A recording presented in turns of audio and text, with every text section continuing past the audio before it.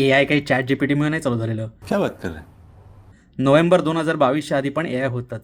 मग चॅट जीपीटीने काय बदललं? नमस्कार मित्रांनो, मी सागर, तुमचा personal corporate trainer and welcome to day 1 of 30 days 30 AI कॉन्सेप्टचं संदर्भासहित स्पष्टीकरण. आपल्याला फक्त 2 गोष्टी समजून घ्यायच्या आहेत. पहिली गोष्ट, समजा तुम्ही नेटफ्लिक्स किंवा Amazon वापरताय, तर तुम्ही काय बघता किंवा तुम्ही काय खरेदी करताय यावरून हे तुम्हाला नवनवीन रेकमेंडेशन्स देतात. आता ही सिस्टीम काय करते तर तुमच्या डेटावरून पॅटर्न्स शिकते आणि डिसिजन्स घेते. फक्त डिसिजन्स. उदाहरणार्थ spam filters, fraud detection, recommendations वगैरे वगैरे.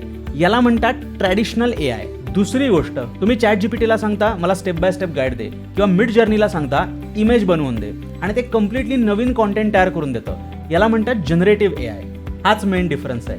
ट्रॅडिशनल AI ॲनालाइज आणि डिसाईड करतं आणि जनरेटिव्ह AI क्रिएट करतं. यूट्यूब तुम्हाला व्हिडिओ सजेस्ट करतं, दॅट इज ट्रॅडिशनल AI.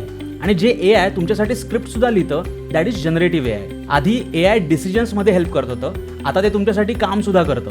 अशाच AI कॉन्सेप्ट्स जर सोप्या भाषेत शिकायच्या असतील तर फॉलो करा आणि पुढचा कॉन्सेप्ट मिस करू नका.